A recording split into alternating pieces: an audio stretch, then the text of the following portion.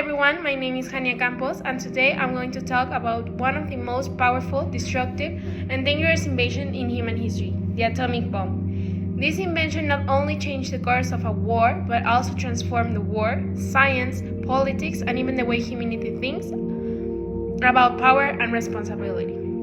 The atomic bomb is a weapon that releases a huge amount of energy through nuclear reactions. In simple terms, it splits atoms to unleash a force that is millions of times more powerful than regular explosives. It was created during World War II, a global conflict that involves most of the world's nations. At that time, many countries were racing to develop new technologies to gain a military advantage. In the United States, a secret research and development project called Project Manhattan was launched. Its main goal was to build the first atomic bomb before any other country, especially Germans. This project was one of the most ambitious scientific efforts in history. It cost about $2 billion at that time, which will be tons of billions today, and employed more than 130,000 people in total. It was so secret that most people who work on it didn't even know what they were truly building. Some of the brightest scientific minds in the world participate in this project. The theoretical foundation came from ideas inspired by Albert Einstein, although Einstein himself did not work directly on the bomb. The project was led scientifically by J. Robert Oppenheimer, often called the father of the atomic bomb. He and his team of physicists, chemists, and engineers worked in different laboratories across the country, with the main research center located in Los Alamos, New Mexico. It was there where the bomb was finally designed, built, and tested. The first successful test on an atomic bomb took place on July 16, 1945, in the desert of New Mexico.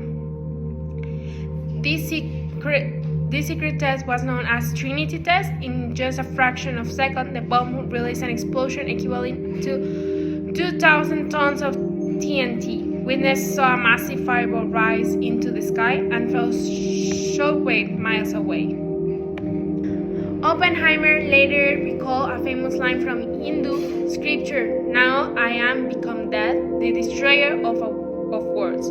This moment marked the beginning of the nuclear age.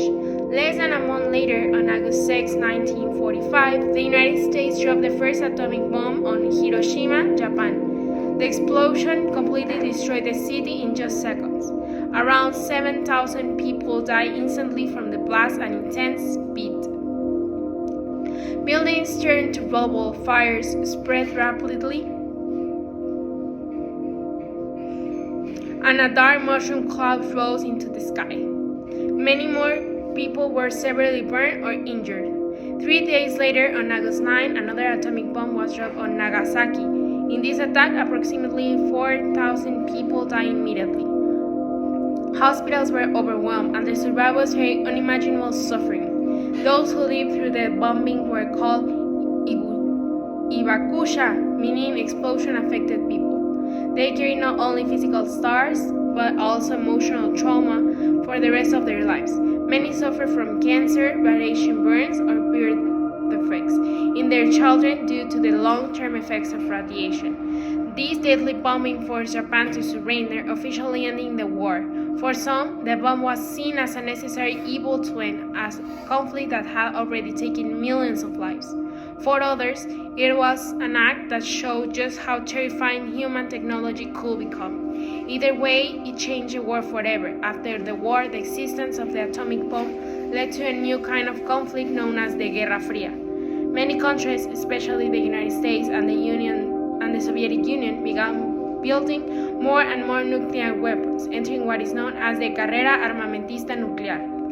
This period was filled with fear, tension, and political strategies. For decades, humanity lived with the possibility of total destruction of this thing if a nuclear war ever broke out. Because of this danger, many countries started signing agreements and treaties to control and reduce the number of nuclear weapons in the world, such as the Tratado de No Proliferación Nuclear.